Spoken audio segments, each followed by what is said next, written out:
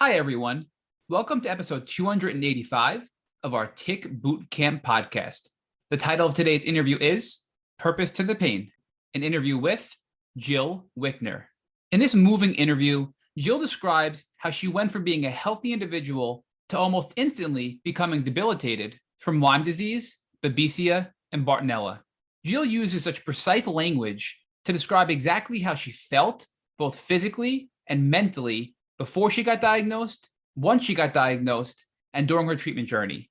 She describes in great detail exactly what she did to get her health back. Today, Jill is the director, vice president, and board member of the Pennsylvania Lyme Resource Network. Jill and her group have coined the term purpose to the pain to identify what they do to give back to the community, not only in Pennsylvania, but throughout the world. So without further ado, Jill Wichner in Purpose to the Pain. Hey, Jill Wichner, and welcome to the Tick Boot Camp podcast. Hi, thank you so much. I'm happy to be here. So, Jill, before we get started on digging into the story of Jill Wichner and her Lyme disease journey, can you talk to us just quickly about the Pennsylvania Lyme Resource Network? Sure. So we are a Pennsylvania nonprofit, and we formed in 2012, and we're dedicated to Lyme disease prevention, education, patient support, and advocacy. And everyone in our group has had experience with Lyme disease, either directly or someone close to them has had it. And we know how debilitating this disease is and how it affects lives. And that basically fuels everything we do. I want to thank you before we even take another step forward for the great work that you and your organization are doing. Matt and I have been big fans of yours since we started working together, and you've always been a great resource for us. We want to thank you for all the great work that you're doing. Oh, thank you so much. We're fans of yours as well. So thank you too. So it's great that we finally been able to get together, because we've been targeting you for interview for a long time, and we finally were able to locate a date and time that works for all of us. So why don't you give us some background about you? Where are you from? Where'd you grow up? And what was it like to grow up as young Jill? Oh, well, I was born in Philly, and I grew up in Bucks County, so about 30 minutes outside of Philadelphia. And it was good. I had a happy childhood, very active. I just remember, always being outside and doing fun things. And I loved school. Well, eventually that turned somewhere down the line. But yeah, it was fun growing up. So talk to us about what your community was like. Was it an urban community? Was it a suburban community? Or was it more of a rural community? I grew up in the suburbs. Lots and lots of kids my age. I love the neighborhood I grew up in because it was big, and there were just so many kids in that one neighborhood who I went to school with, who I became friends with. So it was a lot of fun. There was always a lot going on for kids to enjoy. So you shared with us that you were an outdoorsy child. Talk to us about what kinds of things you were doing in the outdoors, and what kind of precautions you took to keep yourself safe, or what kind of precautions your parents offered to you to keep yourself safe. So as a kid, everything from just being outside, bike riding, skateboarding, roller skating. I went to summer camp every summer. So you're constantly outside, anything water related, I loved. But as a kid, I don't remember ever knowing anything about ticks and Lyme disease. I don't remember hearing anything about that. I don't remember hearing anything from my parents about that. So the only outdoor protection that I remember as a kid is spraying for mosquitoes. And that was pretty much it. So, to think back and to just think about how many times, I'm rolling through the grass, rolling down hills and being outdoors, I'm shocked that I didn't get sick until I was an adult. Well, now we'll talk about that when we get there. Yeah. So, talk to us about what it is that you thought you'd be doing with your life during your childhood, meaning what were you working toward? As a child, what was I working towards? It's funny. And I still remember in my 5th grade yearbook, when they asked us where we want to be in 20 years, I remember I had written, I will be a singer and dancer, married with no kids. That was my prediction for my life. And I nailed 1 out of 3, one of those. I got 1 out of 4 in that I'm married, can't sing, can't dance. But yeah, I wasn't a kid who just knew what she wanted to be when she grew up. that was never the case. I really wasn't sure what I wanted to do. What I did do, and it's ironic how it turned out, I was always in love with words and reading and writing and getting lost in books and stories. So as an adult, becoming a writer, that, it's interesting how that happened. But yeah, I wasn't really clear on that as a kid. Well, but does it really happen, or were you made with a certain set of skills and creativity that you were learning about during your childhood, and ultimately you sort of find yourself in the place where you always were meant to be? I don't know. I really don't know. I do remember my parents were always encouraging of me to read. We were, at the library every week, taking out new books at the local library. So, that's something that I've just always loved and gravitated towards. But yeah, I don't know. All right. So talk to us about what kinds of things you started to pursue, as you moved out of being a geek and going to the library, and you started to move on with your life and graduated from high school. So after that, I did a little more school. I was trying to figure out what I wanted to do, who I wanted to be, just trying to get clear on those things. I was someone who loved to just try to help people however I could and get involved in community in that way. And as I went, I eventually, I got a job. I had several, but then I eventually worked for a big pharmaceutical company, and I was there for over 10 years. And it was a good job, but it wasn't bringing me it wasn't a happy place. It wasn't bringing me any joy. It was just a job to bring in an income, have insurance coverage and health benefits, and have a paycheck. But yeah. Well, what a surprise. Right. The young gal who had this talent for writing and ultimately finds herself working for a not-for-profit in the Lyme community didn't have a good experience working at Big Pharma. What a shock. Right. So talk to us about when you first started to feel the symptoms of what you now know to be your Lyme disease. So my husband and I think this was 2007. We were on a cruise, and we cruised, it was Bermuda and Eastern Caribbean. And at one point during the cruise, I happened to walk by, in our cabin, I walked by one of those angled mirrors, and I just happened to catch a glimpse of the back of my arm. And I saw what I now know to be a bullseye rash. And I had never seen anything like it, and I didn't know what it was. So I took a picture of it. I thought, all right, I'm going to take a picture. I actually had a routine appointment scheduled already with my doctor soon after we were due to get home. So I took the picture and I forgot about it. I went to the doctor probably a couple of weeks after vacation, and I brought my camera and I showed the doctor the picture. And this is a very reputable doctor. I showed him the picture, and he said, no, you have nothing to worry about. And at that time, I still didn't know much of anything about Lyme disease, but I had heard something once about a bullseye rash. So I asked him about that. And I asked to that tie in to ticks and Lyme disease. And is that something we should look further into or look into at all? And the doctor told me that there are no ticks where you were cruising to. He said, there aren't ticks in Bermuda, there aren't ticks in the Caribbean. And I said, well, there are ticks in New Jersey, and that's where I sailed from. And I live in Bucks County, Pennsylvania. He told me just basically to forget about it. And he said that if it had been a tick bite, I would have already been symptomatic. And at the time, and this is something I look back on a lot. I thought, this is a reputable doctor, and who am I to question him? And I usually, I'm over analytical about things. I tend to overthink things, but I thought, okay, he said I'm fine, and I forgot about it. And it was about 10 months later that I was sitting in work, and I was at my desk, and it was like someone flipped a switch. I was fine that day. And all of a sudden, out of the blue, I was extremely dizzy. My vision became impaired. I was shaking. I became very anxious. Very, very weak.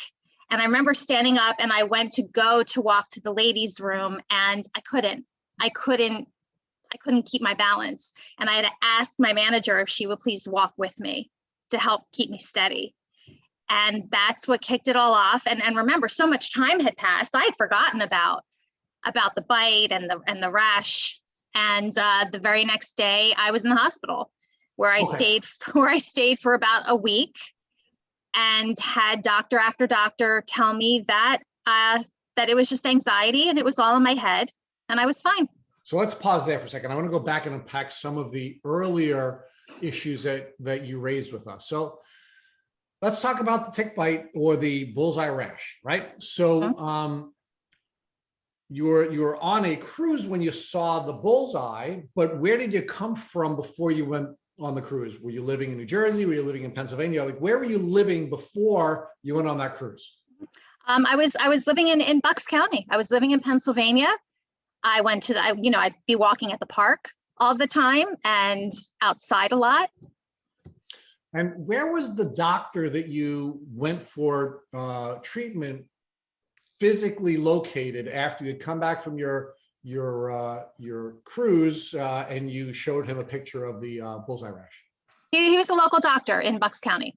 All right. So you're a gal from Pennsylvania, which we all know is the Lyme disease capital of the world. You go to a doctor who's treating people in the Lyme disease capital of the world. You show the doctor a bullseye rash, and the doctor tells you you have nothing to worry about. I had nothing to worry about. Go home, forget about it. So how does it make you feel that a reputable doctor who's treating people on the East Coast in the Lyme belt of the U.S. Lyme belt, how does it feel, in retrospect, to have a doctor so incompetently take the information he had given you and tell you had nothing to worry about? Oh, it was infuriating. I mean, it was just dumbfounding. Once I came to learn about it and educate myself and realize what was going on, it was absolutely infuriating, because had I been led in the right direction then, before I even had symptoms, I very likely would have avoided becoming chronic, and my life would have stayed in a much better direction. All right, now let's talk about the educational system in Pennsylvania and the culture in which you had grown up in. Mm-hmm. Right. So again, grew up in Pennsylvania. You're clearly a very smart woman, and you clearly had a very solid educational foundation. You're also a geek who went to the library all the time with her parents, right? So I mean, it's not like you didn't have a lot of capacity. Yet you knew nothing about a bullseye rash, and you knew nothing about ticks and tick diseases at the time that you had taken the picture on your arm. It's amazing to look back and think about that now. Not only being a Bucks County resident in a state that is typically number one in incidences of Lyme disease and tick-borne illness, but also as someone who went to camp every summer. I mean, you would think somewhere along the way, camp counselors and directors would be aware of this. Maybe teachers, school nurses, certainly your doctors, certainly your very reputable doctor should know about this. So it's the lack of education around this, the fact that this isn't something that would have been the first thing the doctor would have talked to me about is astounding. So you were failed by your doctor. You were failed by the educational system that you had benefited from in so many other ways. You were quite frankly failed by the culture that you grew up in, because you were never taught about ticks and tick diseases. And had any of those pieces been put in place, either a competent doctor, an educational system that helped you to be health literate, or a family environment where they were aware of ticks and tick diseases, and you learned this through your upbringing, you probably would have never become chronically ill. That's true. I believe that. So let's talk about how things progressed or digressed from there, is probably a better term. So you have this moment where your body's saying no, you're crashing. You need to have a manager walk you to the bathroom. What happens from there? I wound up, I don't know how I drove myself home that day. I really don't. I mean, I probably had about a 40-some minute drive home. And if I'm remembering correctly, I think I went to a coworker's office who was out that day. and sat with an ice pack on the back of my neck, put my head down on her desk, and just tried to pull myself together so that I can get myself home, which I eventually did. And then the symptoms just intensified to the point where I wound up in the hospital the next day. I could barely walk.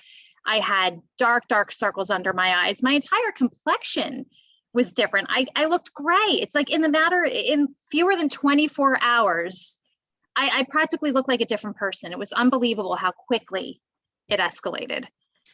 So your body's shutting down, right? You go to the hospital, you see a whole bunch of doctors. Again, a hospital in Pennsylvania, right? Yes. Well, a state where you would expect that you would have Lyme literate doctors everywhere and anywhere, right?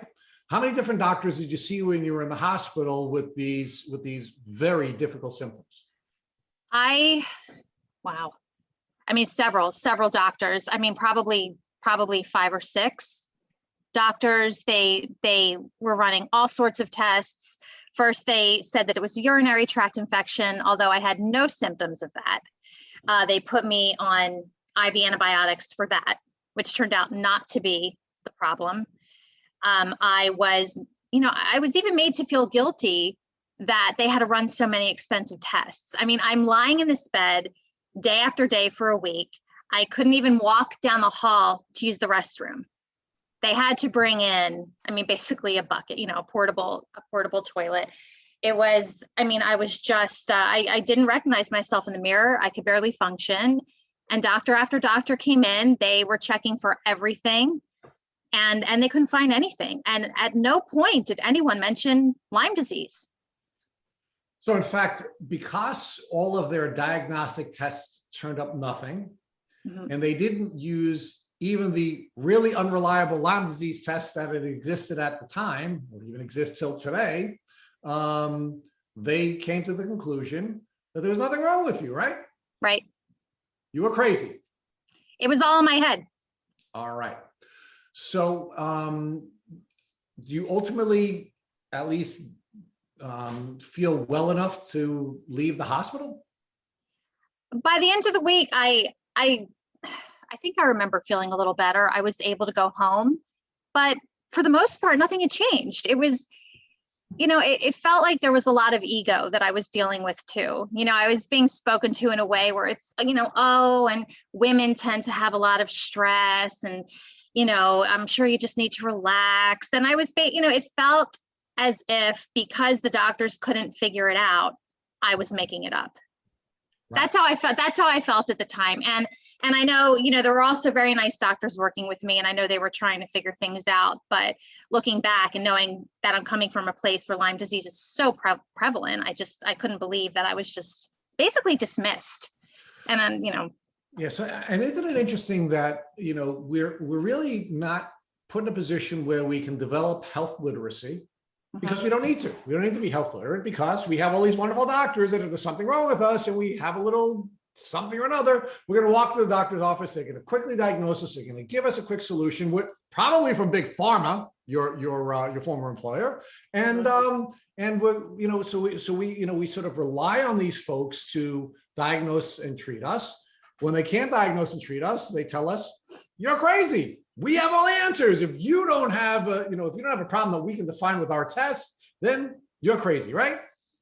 Right. And at no time during this experience that you had in this hospital, you saw a whole score of doctors, and you had the $1 million workup, which, by the way, Matt had exactly the same experience. So they told him, you had the $1 million workup. There's nothing wrong with you. You're sent home, and no one ever says the word Lyme to you.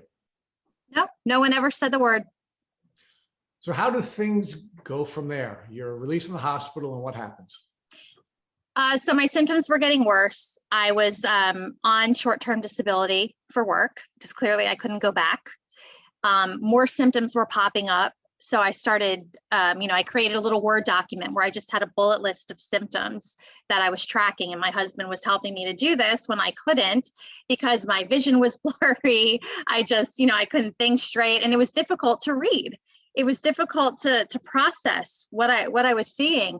Eventually, I went back to the doctor's office, and at that point there was a different doctor there, And it was almost a repeat where he actually looked at me and looked me up and down and said, well, I mean, you're young and you look fine, which was unbelievable. I mean, I tell people I looked like I had narrowly escaped a zombie apocalypse. I mean, it was, anyone with half a brain cell would see that there was something seriously wrong. And when my husband and I left and he practically carried me out of there, I immediately called back and I spoke to somebody else. And I'm not someone who calls and complains about things, but this was my health. This was my life. Something was seriously wrong. And doing that, I spoke to the physician's assistant there, and she wanted me to come back. And she told me, you know, I know this is not all in your head. There's clearly something wrong here, and I want to run some tests. And she is the one who said, I want to test you for Lyme disease. And she did. How did that go? So you finally have someone, and I do want to look at this contrast for a minute. You finally have someone who says, I believe you. I know you're not making this up. We're not going to just ignore your symptoms because you're an attractive woman who looks good. We're now going to listen to you. What was the difference between the PA who finally said, I'm going to listen, and the score of doctors that you saw before that who wouldn't listen? Oh, I mean, it was night and day. And even though I was still terrified because that's not identifying or fixing the problem yet, just having someone look me in the eyes and say, I know you're not crazy, and I'm gonna try to figure this out with you.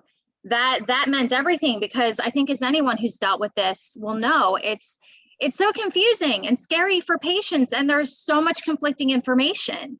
And even just amongst the doctors, when I was in the hospital, I would have one doctor telling me one thing and another telling me something else. So to have someone say, we're really going to look into this, that it was a huge relief, even though I was still terrified because I didn't know what was wrong.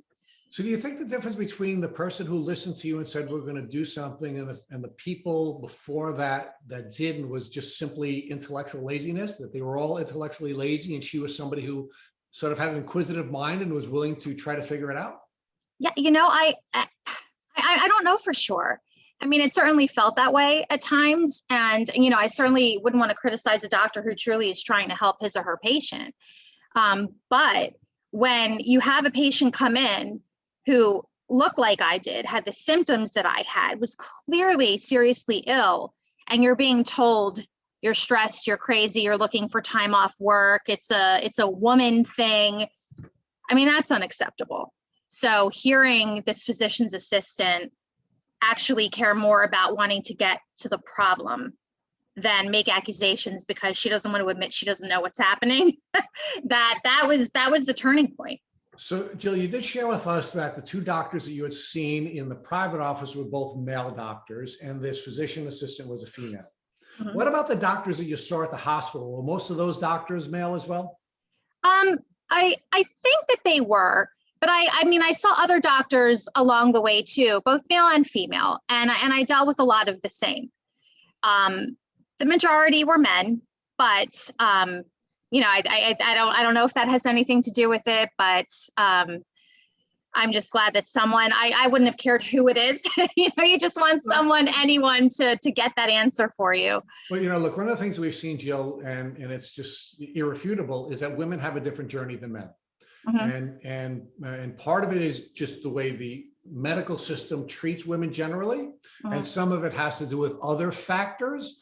And you know, we strongly have come to the conclusion, or we strongly believe, I should say, that one of the reasons why we find ourselves interviewing a greater number of women than we do men is because the medical system treats you differently from a diagnostic and a treatment standpoint. And I'm just wondering whether or not you found that the women that you worked with treated you differently than the men did. In the case of the physician's assistant, yes. However, the next doctor who I went to see, who was a rheumatologist, he was amazing. And I feel like this physician's assistant, both she and this rheumatologist, the two of them really changed the direction completely and got me on the right path. All right, so let's build out first the physician's assistant before I have Matt begin to talk with you about the rheumatologist. When the physician's assistant first mentioned Lyme, did that sort of ring a bell for you? Did you think back to this bullseye rash you had and some of the conversations you had in the past that had been ignored by other healthcare providers? Absolutely. Absolutely. I told her that. I eventually showed her the photo of the bullseye rash. I had let her know, the entire history that I was in, that I showed this to a doctor, and that I specifically mentioned Lyme disease. And she couldn't believe that in that situation, no one had even run a test. I mean, it was just unbelievable. So when the PA ran the test, what test did she run and what were the results? I don't remember which test she ran. I remember her saying she was going to run a fairly comprehensive test that looked for both Lyme and co-infections. Everything was negative. And in fact, I tested negative for Lyme 8 times before finally getting a diagnosis about 5 months later. Okay. So how did you feel when your physician's assistant mentioned Lyme? It rings true to you. You show the picture of the bullseye rash. You're now starting to believe that you're getting closer to a diagnosis. And the cruddy test you take comes back with a negative result. Hearing the physician's assistant mention Lyme, it was a whole mix of feelings, and all through it, I'm terrified because I'm getting sicker and sicker. I have no idea what's wrong. So I really think that I would have been so happy and relieved to have been told anything. You just want the answer at that point. So hearing her start to speak about Lyme and that she tested me for Lyme, in that moment, I thought, oh my God, this is it. This is going to be it. This is going to be the thing. And then we can figure out how to fix the thing, how to treat the thing. And then I get the negative test result and I'm thinking, oh, it's not the thing. So, you have that little bit of hope there for a minute or two, and then you're knocked right back. But fortunately, she didn't give up on me. And then that's what led me into seeing another doctor. So Jill, who was it who ran the subsequent testing? Was it your physician's assistant who ran the additional tests? Or was this when you were now with your rheumatologist, when you ran your tests 2 through 8? It started with the physician's assistant. She was the first. And did she tell you that the tests weren't great and that's why she was going to run a second test? Yeah, she did say that they're not always accurate. So at that time, that's all I knew, that it could be a false negative. So walk us through what it was like now working with this rheumatologist, because it sounds like the rheumatologist is the person who really introduced you to the world of a Lyme literate medical doctor and really got you down the path to a proper diagnosis and a proper treatment plan. So what was that like, seeing this rheumatologist who now is opening up your eyes to this whole world of Lyme literate medical doctors? It was, so my husband takes me to this appointment and we meet this wonderful doctor. And what I love so much about him is, aside from the fact that he actually listened, and of course he knew what he was talking about, he actually said to us at one point during the appointment, he said, if you don't mind holding on for a minute, I want to talk to one of my colleagues. I want to give a colleague a call. He said, because seeing the bullseye rash, hearing your symptoms, hearing what's going on, this is textbook Lyme disease. And he called one of his colleagues, and the colleague didn't think anything of it. They did not think it was Lyme disease. And he came back and he said, I can't let this go. This is textbook. I want to do additional testing because you often get false negatives. I want to test you for additional co-infections. He said, and we will get to the bottom of this. And he said, unfortunately, sometimes ego gets in the way of a patient being properly diagnosed and treated. He also started me on a regimen of doxycycline. He said, I want you to start taking this medication while we're working to figure this out, because he really felt that it was tick-borne, that it was Lyme or tick-borne disease. And so I'm sorry to interrupt you, but I find so interesting about that is all of your doctors that you've gone to, from the point you got sick to the point now you're with your rheumatologist, not one of them thought Lyme until your physician's assistant. And then even then, no doctor said to you, hey, look, even according to the CDC, we can issue you a clinical diagnosis because you had a bullseye rash and all of the classic Lyme disease symptoms. So you're living in Pennsylvania, you had a bullseye, you have all the symptoms. I just don't understand why none of these doctors that were even Lyme woke, right? They were somewhat Lyme educated. Why didn't they say, hey, Jill, I'm going to give you a clinical diagnosis to treat you? Like, why do you think that is? I have no idea. I don't know. To me, it just seems like a lack of education about Lyme and tick-borne illness.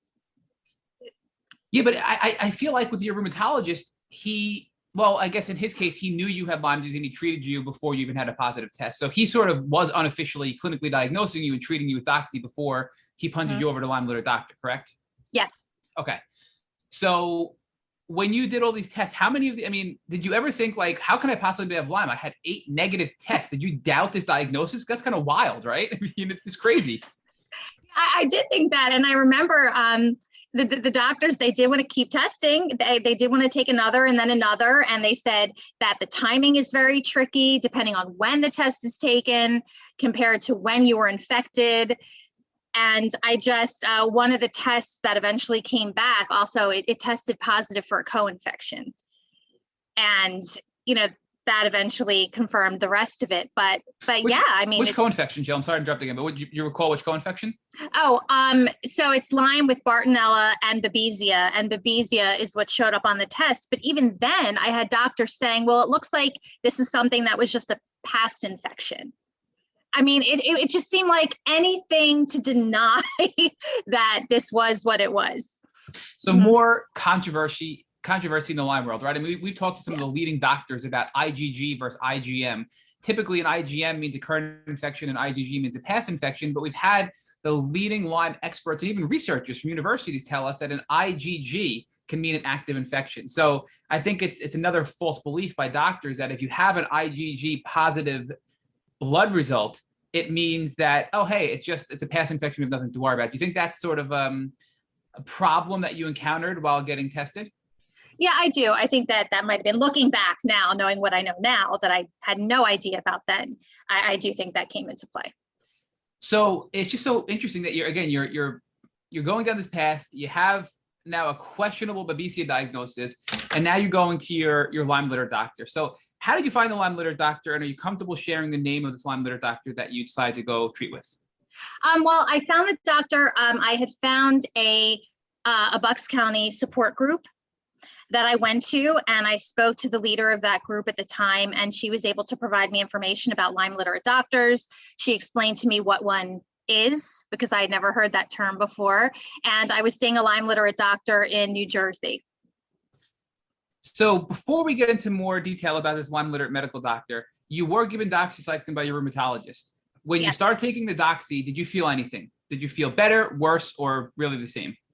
I didn't feel any worse at first. And again, looking back, I think I wasn't having, a Herx reaction or anything like that, because I probably, needed a higher dose, which I was eventually put on. Yeah, so I felt pretty much the same. Do you recall the dose, Jill, of doxy you were given by the rheumatologist? Not to put you on the spot or anything, right? I know, no, I you know what? I actually don't recall the dosage, but I know that when I came to meet with a Lyme literate doctor, that dosage, it was doubled to be effective. Yeah. And also you had Babesia, which isn't treatable with doxycycline. So you have a Babesia diagnosis by your rheumatologist, and he's still giving you doxycycline to treat your Lyme and Babesia when Babesia is not treated with doxy. So again, there's just another conflict in my mind. In Pennsylvania, you are the leading state in the country with Lyme cases, and yet they don't even know how to read a proper test, when you get tested for Lyme and co-infections, nor how to properly treat a co-infection, which is wild, right? It just shows how much work we have to do here. So when you went to your Lyme literate medical doctor and he realized the dose you were on was not adequate, did he proceed with the doxycycline and up it to double the dose? Did he introduce anything else? What was the plan, the adjusted plan now with the Lyme literate medical doctor? Oh, so once I saw the Lyme literate medical doctor, she agreed that I needed to be on the doxycycline. She upped the dosage. I was told that would also help somewhat with the Bartonella, and she wanted to get that under control a bit before hitting the Babesia. So, Jill, were you ever given anything for the Babesia specifically? Generally, there's other medication that aren't antibiotics given for Babesia, whether it's in the Western world or the Eastern world, natural or pharmaceutical, or is it just a doxy at this point? Initially, to start, it was only the doxycycline and supplements. Okay. And then eventually I was on something different for the Babesia. So I'm going to back up a little bit again, because I do want to ask you, before you found the Lyme literate medical doctor, was there anything you were doing just by chance or research or just, out of desperation that was giving you symptom relief before you had a big picture of what was really going on in your body? No, I really wasn't, because with the timing, I was just finding out this is what it is. And I'm thinking, oh my goodness, if we had discovered this almost a year ago, I would have been that much better off. So I really didn't know what to do. So it was this combination of dealing with these horrendous symptoms, trying to function, still being terrified of what was going on, and trying to do as much research as I possibly could to learn all about this whole new world that was just brand new for me, trying to figure out, okay, what else could I be doing? Do I need to be eating differently? Do I need to be taking supplements? And just trying to put all the pieces together, which of course my Lyme literate doctor helped me to do. So for time context here, you were bit in May of 2017, and then you were sick in March of 2018. So about 10 months from the time of the tick bite to symptom onset, right? The rapid symptom onset. But you had a bullseye rash. So you could have treated then and avoided the rapid symptom onset 10 months later. But then it took you another 5 months to get diagnosed. And now we're looking at about 15, 16 months in from the time of the tick bite when you're starting to get treatment, correct? Correct. I was actually back in 2007. So it was 2007, and then not having symptoms until, but yes. I'm sorry. Yes. But no. But yes, that much time. That's how much time went by before I even got on the right track and started proper treatment. And so many clues along the way that could have prevented this. That's the recurring theme here, right? The bullseye rash, all the symptomology. The Babesia part of it, right? All this stuff. You're living in Pennsylvania, right? It's just wild. Yeah. But I do want to, you talked about, all of the angst and, the fear of getting a diagnosis. One of the things we talked about last week on our podcast that really stuck with Rich and I is the role fear plays in making logical decisions and the role the nervous system plays, right? So when I was really sick, my nervous system was haywire. I was in a constant state of fight or flight, and therefore I wasn't able to make proper logical decisions, despite the fact that I knew I wasn't doing what I needed to do. So were you at a point 15 months in when you got your diagnosis that you felt you weren't being logical and maybe you were in fight or flight? Or were you fortunate enough to be able to make sound decisions and take steps forward without this fear-driven mindset that you could have potentially had? I think, there was definitely so much fear going on, and I can totally relate to what you just said, where you are in this fight or flight. And I'm very lucky that I had my husband there with me to help me advocate. And I think that is crucial to have that person, because especially dealing with something like Lyme disease and tick-borne illness, like you said, there are those times you're in such a state, you're not thinking clearly. It's like everything's fuzzy. You're trapped in this fog. You're trying to get better. So having someone who can speak for you, having someone who knows what's going on and who can advocate on your behalf if and when you can't is crucial. And that really came into play for me.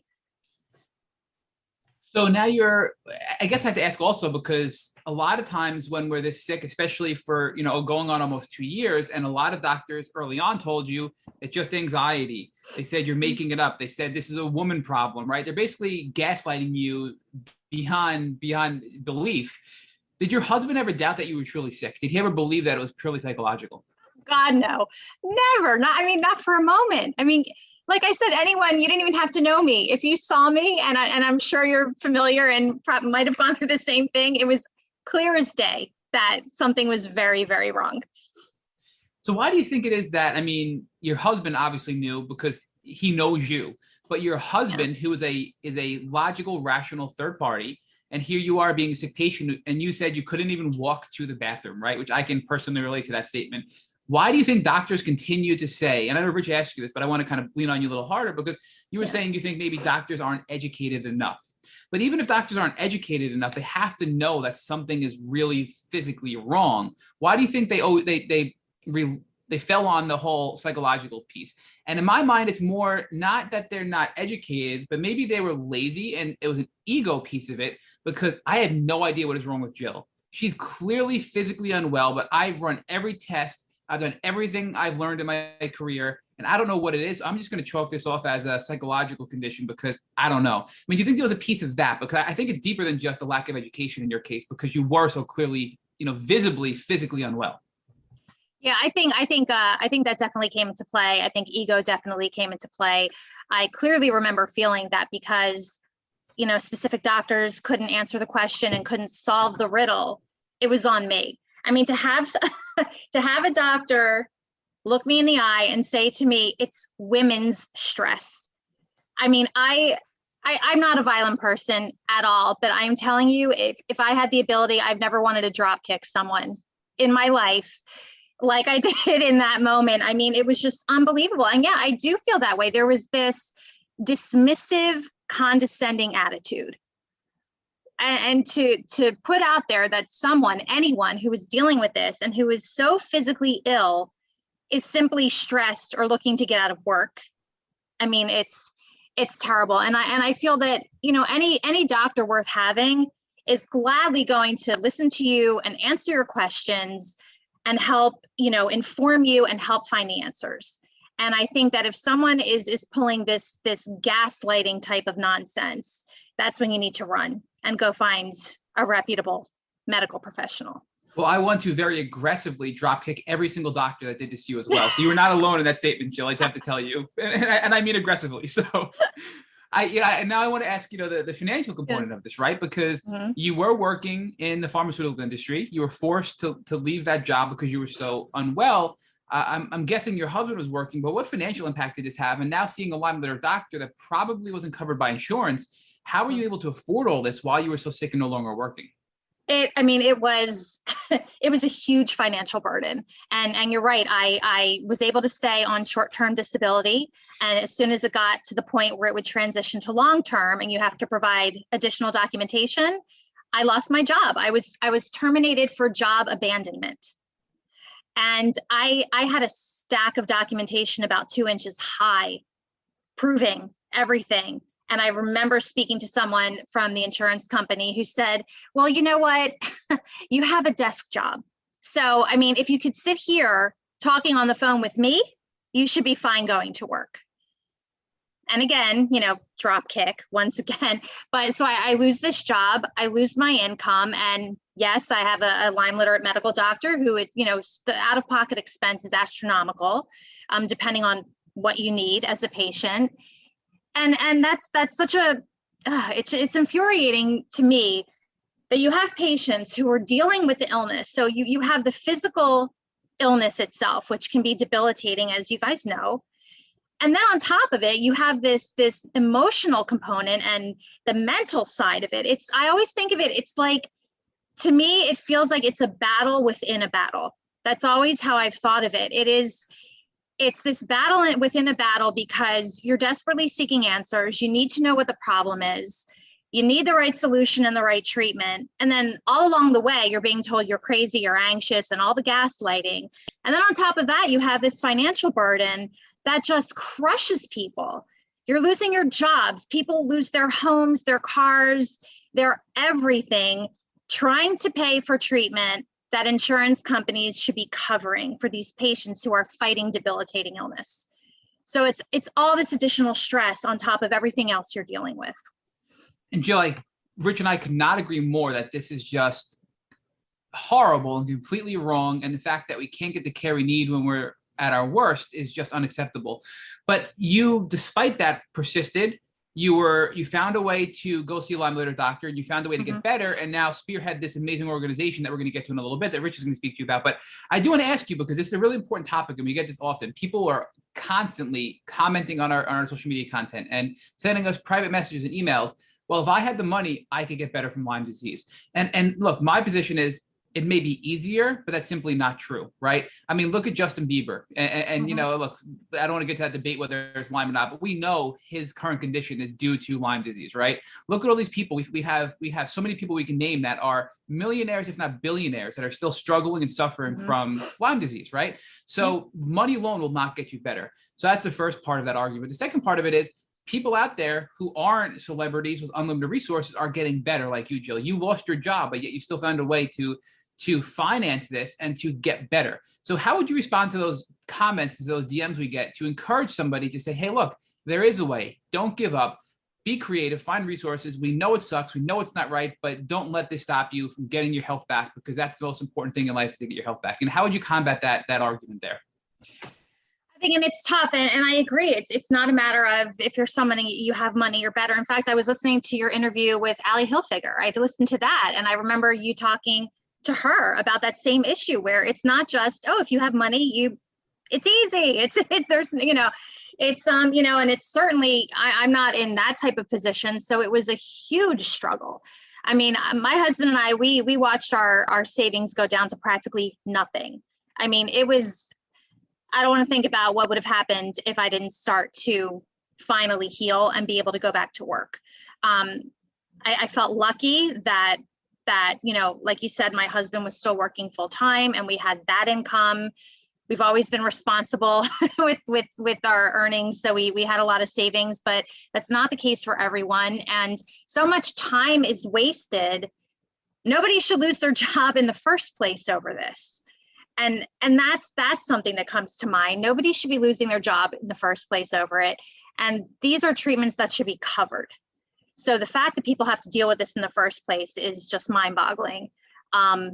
But yeah, it's, whether there are resources out there where people could try to get financial assistance. I've helped a lot of people, leading them to those resources, and it's a tough road, and just to have that financial burden on top of everything else. Jill, not to put you on the spot again, but you're just really smart, and I keep putting you on the spot. I'm sorry for doing this, but what are some of these Lyme grant resources out there for people that are listening? I mean, we know there's Avril Lavigne Foundation, there's the Lyme Light Foundation for Children, there's the Lyme Fight Foundation, right?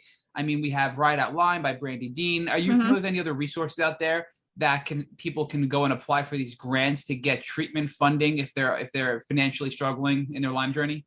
Well, those that you just mentioned, several of those were the ones that I'm familiar with. I know in Pennsylvania, I believe Sam Spoons does grant money, and that's great for those in Pennsylvania. I mean, that's a fellow Pennsylvania organization.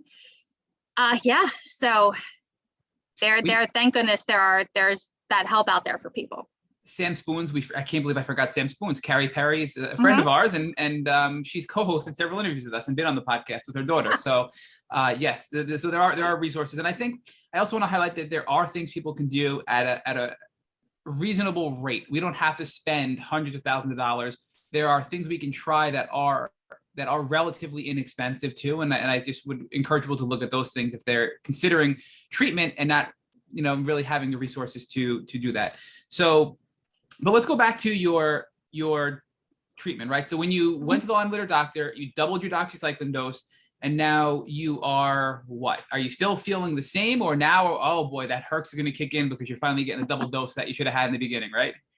Oh yeah, it was like getting hit by a truck. It got much worse before it started to get better, which I was informed would be the case. I learned that because my infection had been lying dormant for so long, they believe it was back building. So when it surfaced, and I don't know why it decided to surface when it did, but when it did, it packed a punch. So I was fairly warned that it would likely get worse before it got better. I learned about the dreaded Herxheimer reaction and had lots of experience with that. And I just had to, buckle up and just get through it. And I think the worst of that, once I started treatment, I was treating for, about a year. And it was probably at least a good, I want to say 8 months of that, maybe, that was the most challenging before I really started to feel small improvements that stuck, where it wasn't just, okay, I feel a little bit better today, and then it's god awful tomorrow. So it was a long journey. I mean, from the time I was infected to the time they figured out what the heck was going on to getting proper treatment and getting through the worst of that. It's a long road for so many people. So it's about a 1 year period approximately before you had lasting symptom relief, it sounds like. Yeah. And, I do want to, you said something that stuck out for me, and I know we can see each other, but our listeners can't. When you said it was the Lyme disease was back building because it was dormant, right? And you kind of did this hand gesture where, to me, it implied it was like stacking, right? It was like a stacking hand gesture.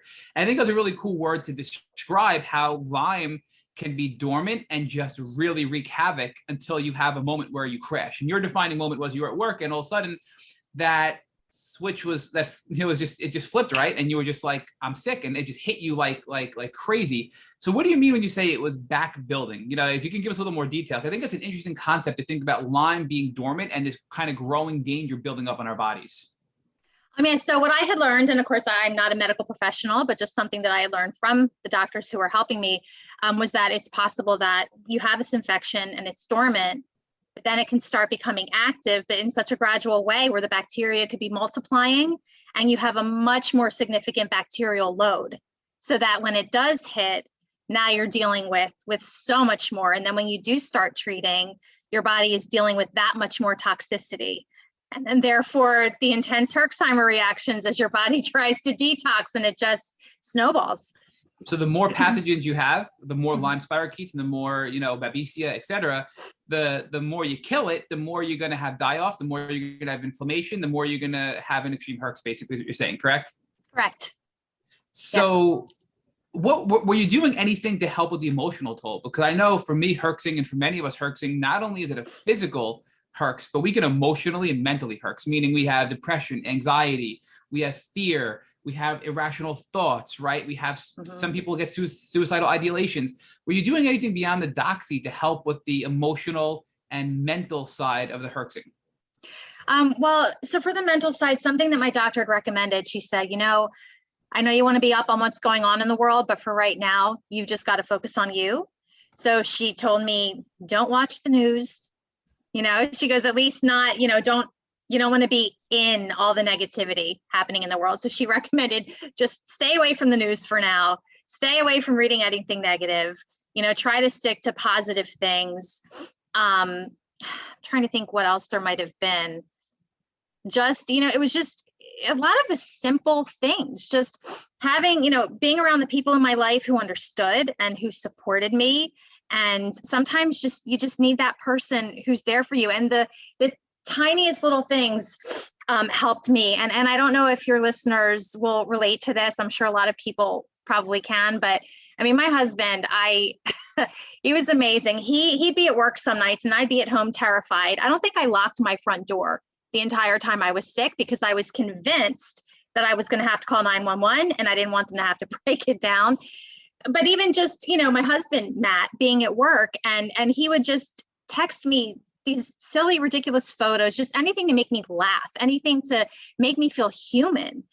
And, when you're going through such drastic physical challenges, I know it might seem a little silly to think, oh yeah, like a silly picture is going to help you. But when it comes to the mental aspect, I truly believe that just anything that allows you to hold on to your identity in a way, I mean, for me, it's like, I really felt like I lost myself. I felt like it was just a shell of who I was. You lose your identity, you lose who you are. And, I remember there was one moment, and I can remember like it was yesterday. I was standing in my kitchen, looking out the doors, just thinking, is this it? Is this the best it's going to get? Because if this is it, and this is going to be my life from here on out, I don't want to do this. I don't want to do this anymore. If there's no light at the end of the tunnel, what am I going to do? But for me, suicide wouldn't be an option.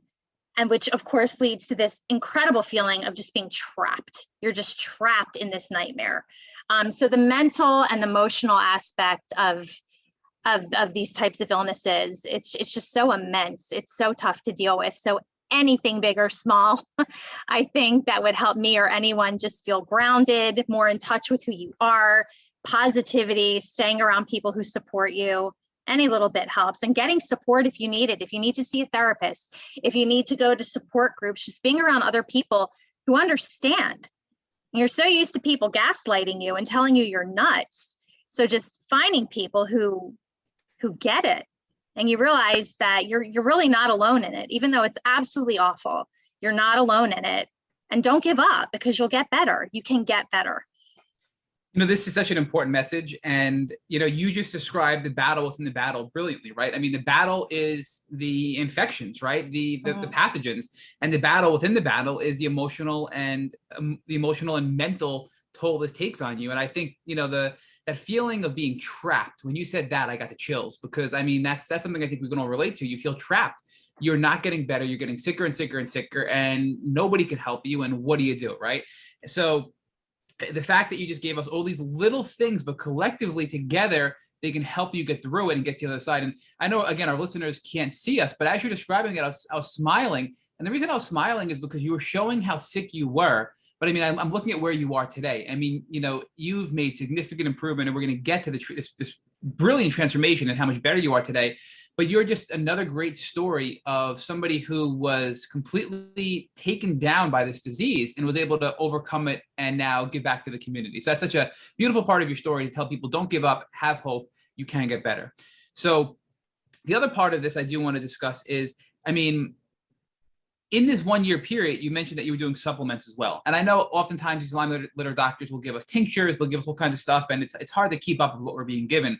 But do you recall any of the supplements or herbs, et cetera, that you were on besides the antibiotics, and you know, how and if they helped you? Oh, looking back, let's see. I just remember a lot of pills. I know I was on a probiotic.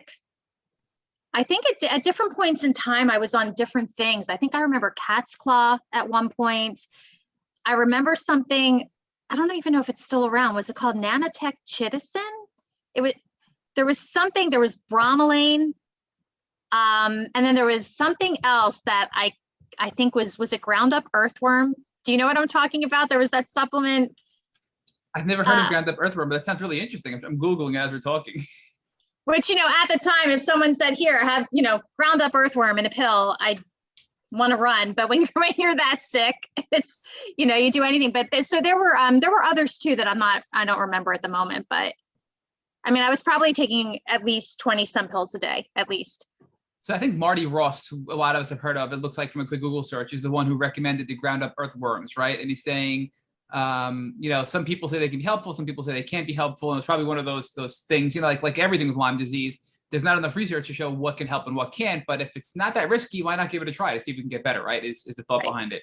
So is there any that stand out though that really helped you beyond the antibiotics, or when I took this supplement, or I took this tincture, or I took this herb, it really helped me feel good, or maybe hurt, or anything like that noteworthy that you want to share? You know what? I don't remember one in particular standing out. And I think because I was on so much at once, I don't know if it was one or a combination that was helping. Vitamin D3, that was a big one. What did that help with? I would say energy. I think that was big with energy.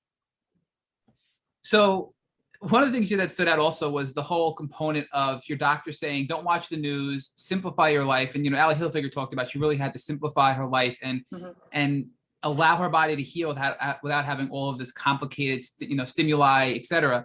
But you also mentioned support groups and community and networking, which to me is a double-edged sword, right? Because oftentimes the community is the group that can help you the most from a validation standpoint, from a tip and recommendation and protocol standpoint as well. But then there's a side of it where, you know, a lot of us that are going through this are struggling, and that's that struggle and that part of it can really wear on us, right? So some of these support groups are really helpful and healthy. Some of them are really, to put it nicely, Debbie Downers, right? So how did you balance that networking in the community, especially now with the PA Lyme group, right?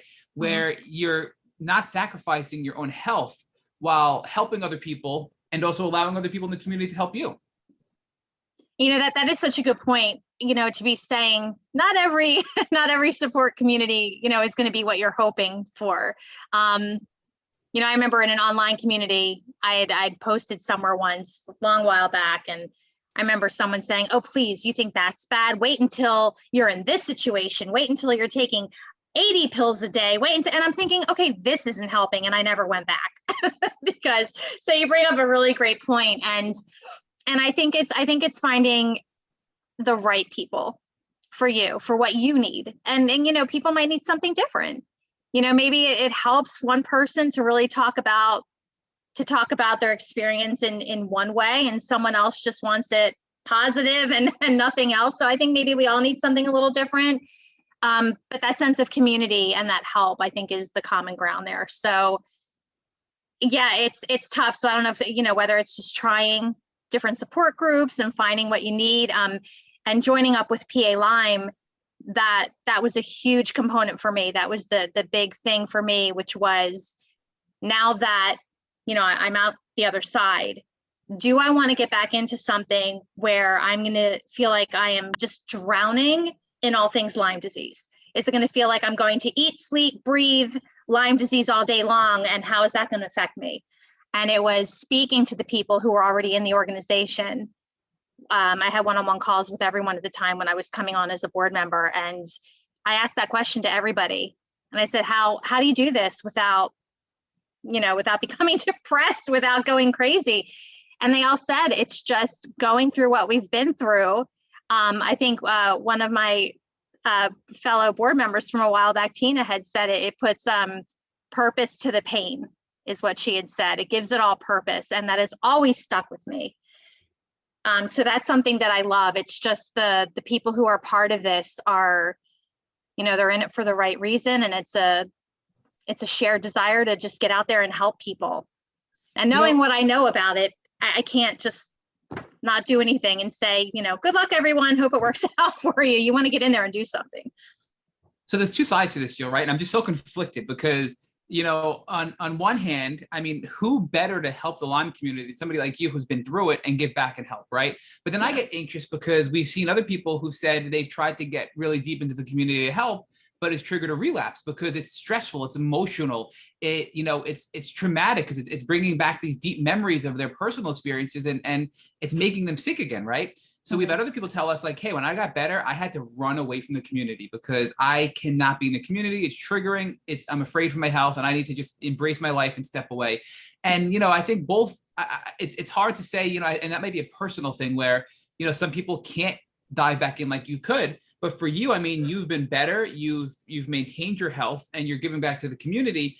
And I think because you're not identifying with the illness and being sick, you're identifying with this transformation and turning, and this whole purpose to pain concept, right? So, purpose to the pain, right? So and I'm kind of stepping on Richard's toes here, but I'm just curious, in this period of working with the PA Lyme, has there ever been a moment or an event that has triggered you to have a health setback? No, fortunately, no, there has not been. And I get anyone feeling that way. Like when you said, someone might just want to run away from all of this. I completely get it. And for me, in my situation, years passed in between. So I had time to be away from it all. I had that time to not be doing this. I don't think I could have done this right after, starting to heal and achieving remission. I don't think it would have worked if I had jumped back into it. I think it would have been too much. But there are times when, I've spoken to so many people who reach out and, they say, hey, can you hop on the phone with me? And that's probably the closest you get to feeling this pull, like you're almost getting pulled back in to those feelings, and you start remembering the emotions because you're not just reading about it or writing about it or researching about it. You're speaking to another human being.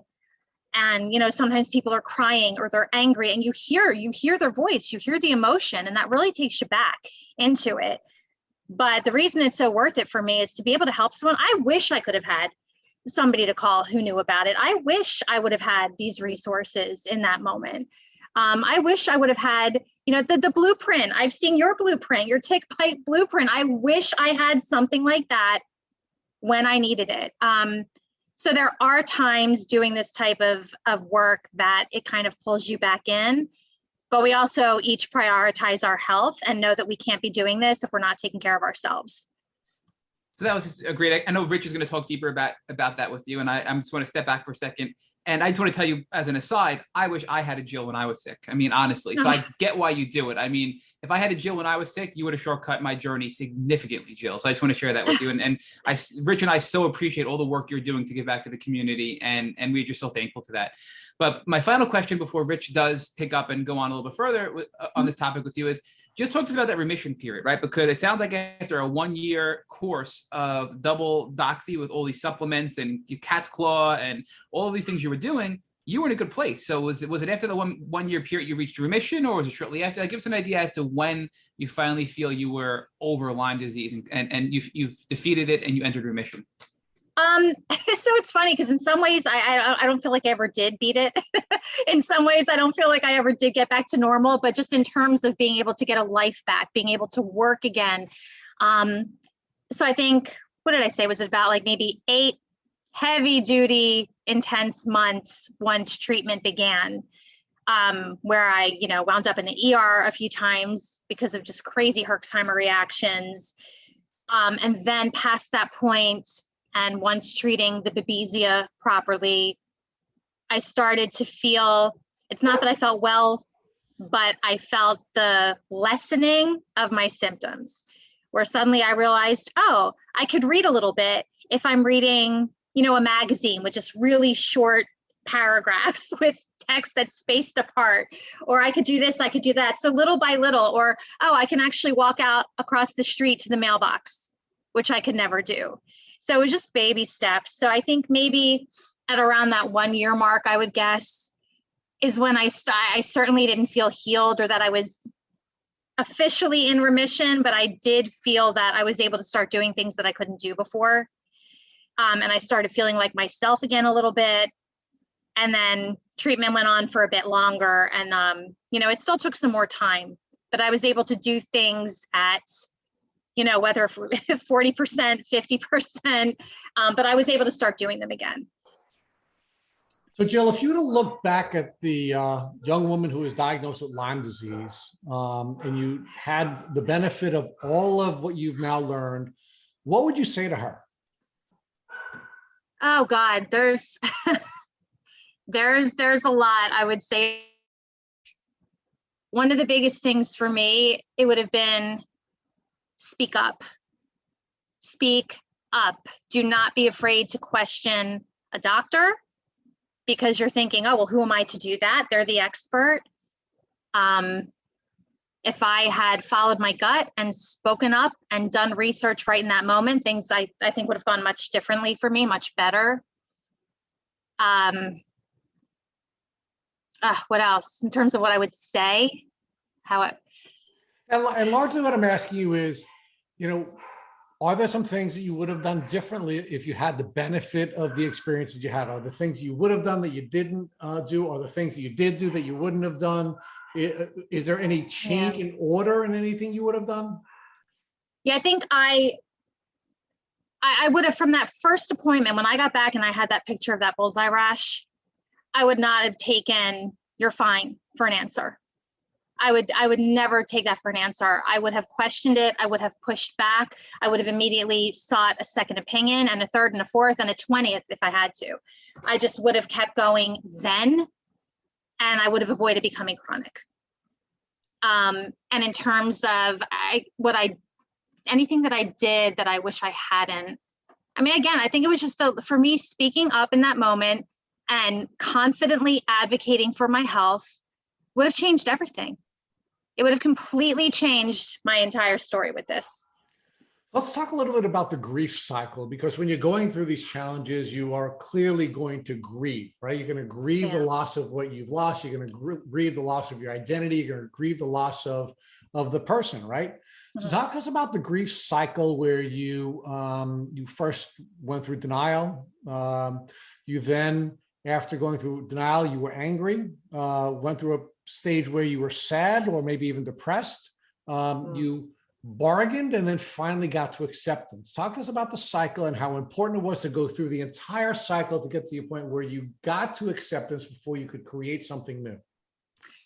Oh, that's interesting. I have to think about this for a second, and those different stages. The grief of just,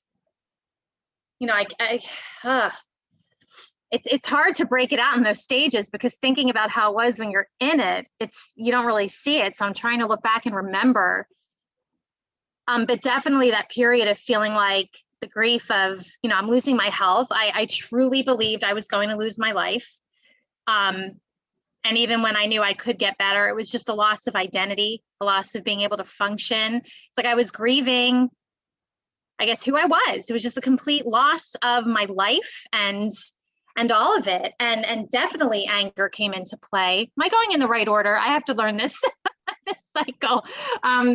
I mean, lots of anger at myself for not having questioned things from the start. Anger at all the doctors who just treated me as less than for whatever reason. Just anger for, I was mad that my husband had the weight of all this on his shoulders, who was working full time, constantly taking me either to the hospital or the blood lab or this or that. It was so much stress on other people. What was the next stage? Talk to us about sadness, and did your sadness ever turn into depression?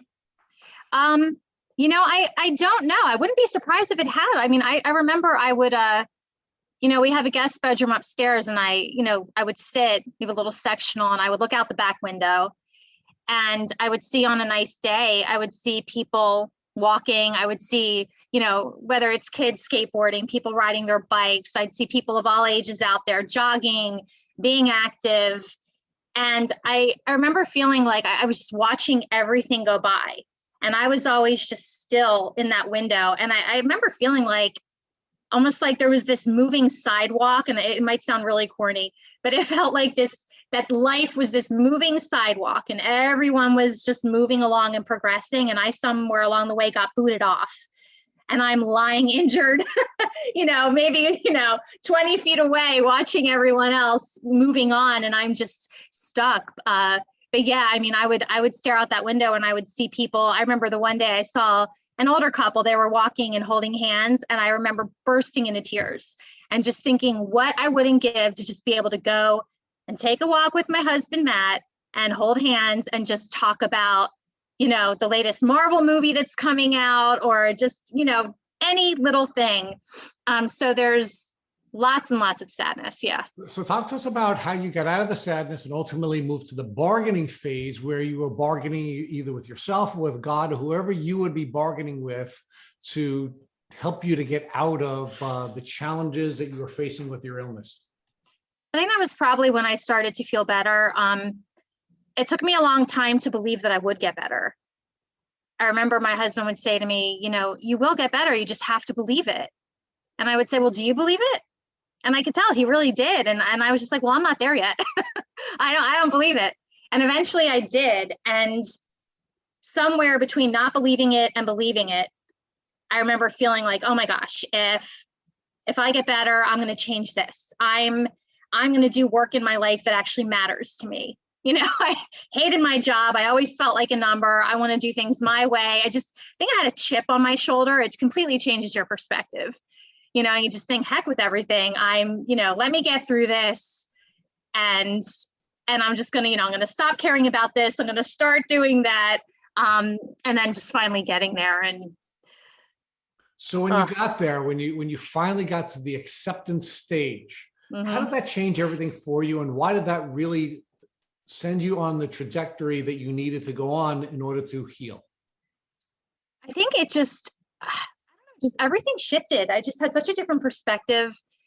I still had a lot of anger about just what goes on with Lyme disease in the first place, because by then I had educated myself and I realized what was happening, and knowing this was happening to so many people who had it even much worse than I did.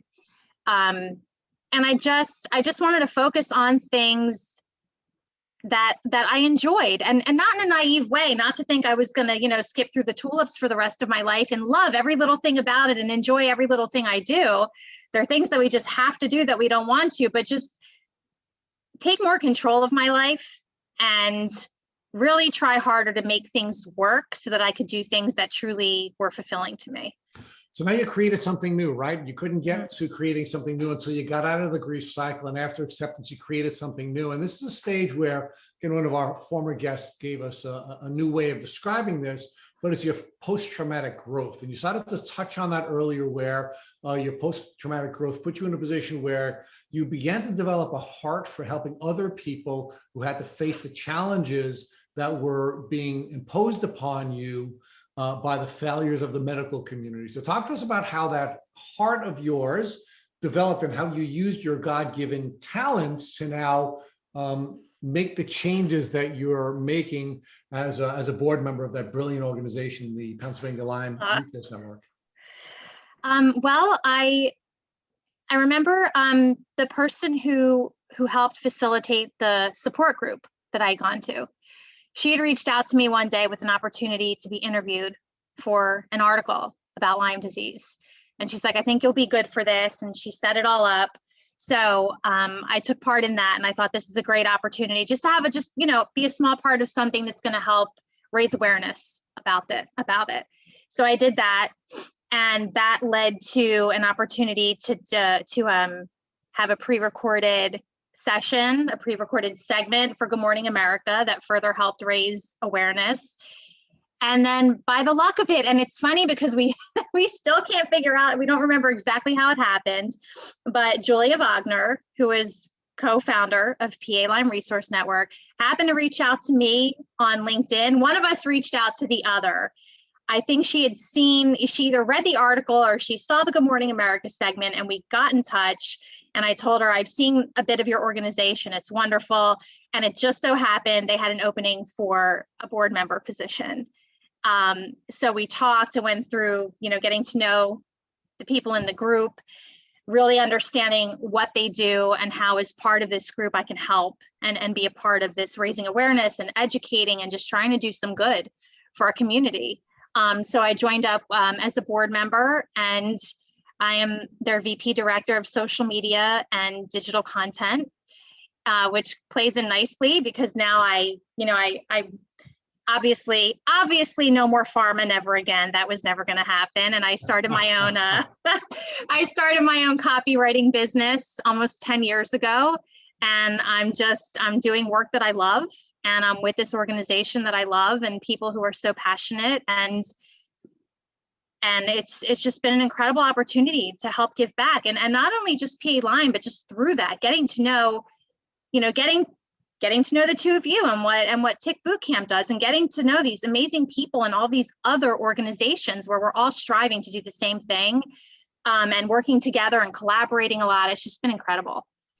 So talk to us about the professional growth. Now, you shared with us at the beginning of the podcast that you always enjoyed reading and writing, and that was your gift, right? You knew it was at an early age, even though you were trying to find your way, that is really where you're always happiest and the most comfortable. And I was calling you a geek earlier just to make fun of you a little bit, but that's where you were from when you were a little girl. And it wasn't until you got to the creation of something new at the end of your Lyme disease journey that you went back to your love. You went back to the place where you were doing what you were created to do, and you started your copywriting business.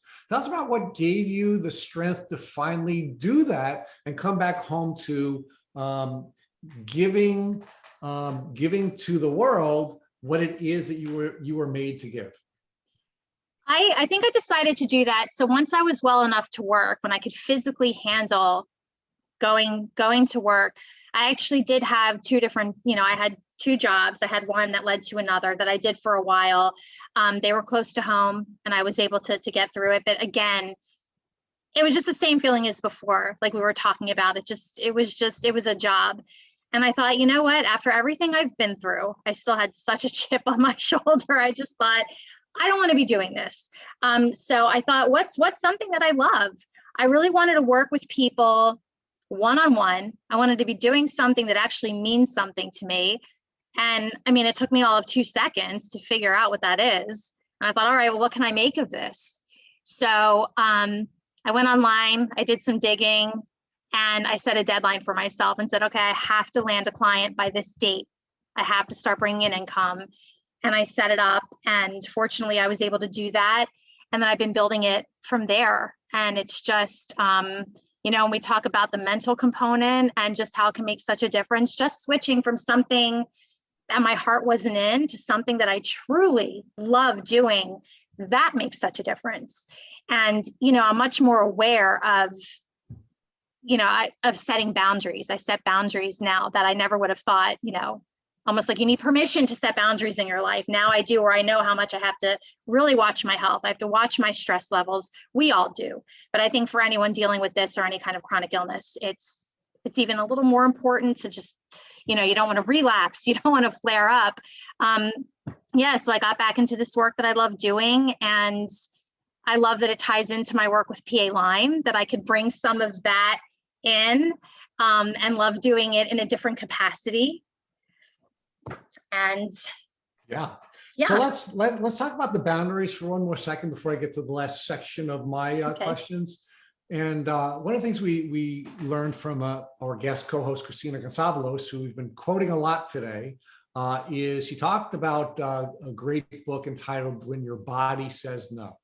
And essentially the premise of the book is that if you don't listen to your body and you don't set boundaries and you continue to push things further than you have the capacity to push things, ultimately your body will say no and you will have your crash and you will shut down.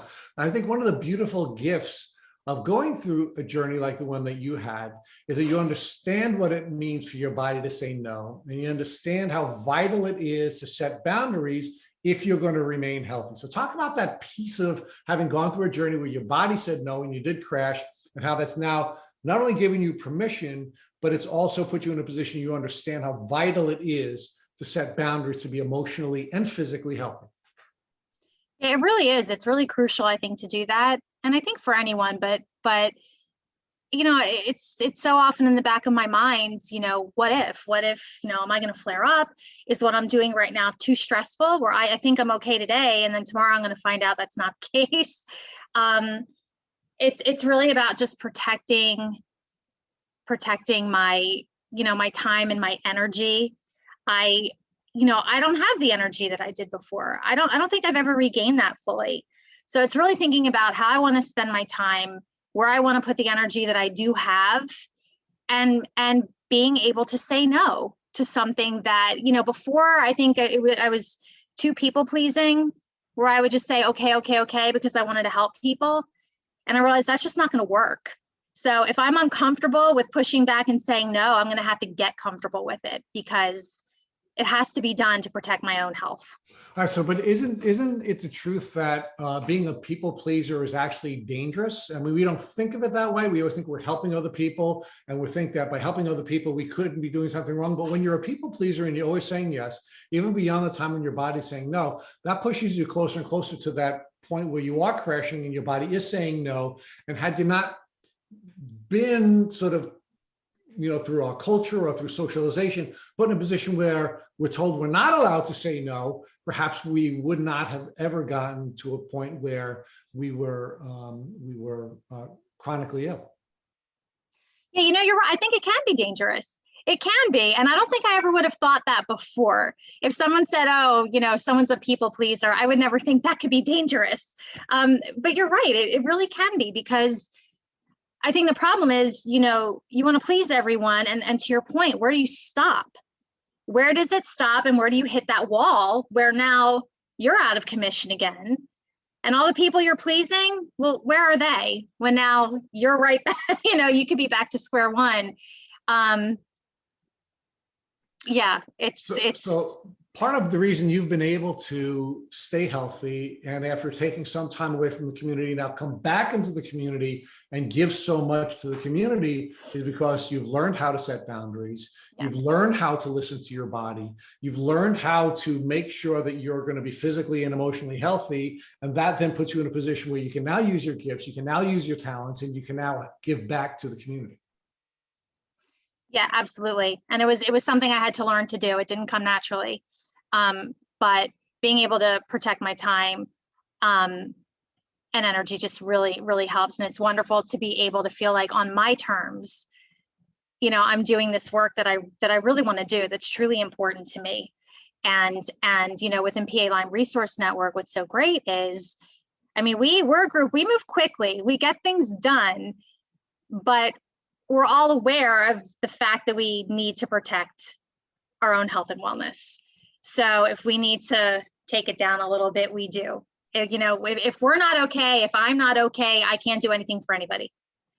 So I'm sorry, did I lose your question? No, you answered it brilliantly. Not at all, right? There's a sort of ebb and flow, and your organization has built within the structure of the organization the understanding of, you have to be nimble, you have to move quickly, you have to do what you can do, but at the same time, you're going to have to also go through a process of healing and resting and being gentle with yourselves and being gentle with each other. And having a nimble organization that has that built into the DNA, I think is beautiful. And it's something that I think all organizations should think about, not just Lyme organizations, but all organizations. Yeah, absolutely. Absolutely. It's such an important component. So now let me ask you the final question we ask everybody on Tick Boot Camp. You have that wonderful man, Matthew, who was there with you through thick and thin. Those Matthews are good people. Even my Matthew is a good man. So loyal Matthew, who was with you through thick and thin, who even believed you were going to heal when you didn't believe you were going to heal, who always believed in you. God forbid Matthew comes walking into the room with a tick biting him right after this interview. What are you going to recommend to Matthew so that he doesn't have to go on a chronic Lyme disease journey?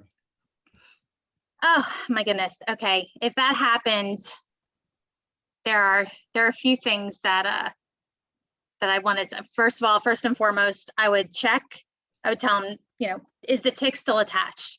If you have a tick that's attached, you want to remove it. You want to take a photo of it and you want to send it out for free testing. I would immediately schedule an appointment with a Lyme literate medical doctor so that if the tick is confirmed to be carrying Lyme disease or other tick-borne co-infections, you have that appointment in place. I would keep an eye on the area where the tick bite took place, and you want to look out for any type of rash or any kind of marks, and you want to take a photo. If something does develop, you want to take a photo and you want to keep an eye on it. And you might want to take a photo every day because, as you know, a rash could expand outward. So you want to be able to show that to a doctor. I would be tracking any symptoms, note down any symptoms you experience, and just to do it all quickly, because the timing, as you know, it's crucial to get this taken care of right away. Jill Wichner, you are an absolute blessing. We've really enjoyed interviewing you, and thank you so much for sharing all that you shared with the community we call Tick Boot Camp. Oh, thank you so much. I'm just so happy to be here and just to be a part of everything that you're doing. So thank you so much. Thank you for listening to our Tick Boot Camp interview with our guest, Jill Wichner. To our listeners, we have a call to action. First, if you'd like to learn more about Jill and the PA Lyme Resource Network, please visit them on Instagram at pa.lyme.resource.network. Second, if you've enjoyed this episode of our Tick Bootcamp podcast, please share it with your friends on social media. Third, Tick Bootcamp has created a tick bite blueprint that has been inspired by the information that has been shared with us by past podcast guests. We urge you to visit our website at tickbootcamp.com/bite to view our blueprint. Fourth, don't forget to subscribe to this podcast on Apple Podcasts, Google Podcasts, or Spotify to get your automatic episode updates of our Tick Bootcamp podcast.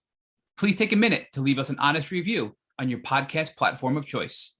And finally, if you'd like to search our podcast library of over 250 episodes, subscribe to our email list, or share feedback with us, please visit our website at tickbootcamp.com. Thank you, as always, for listening.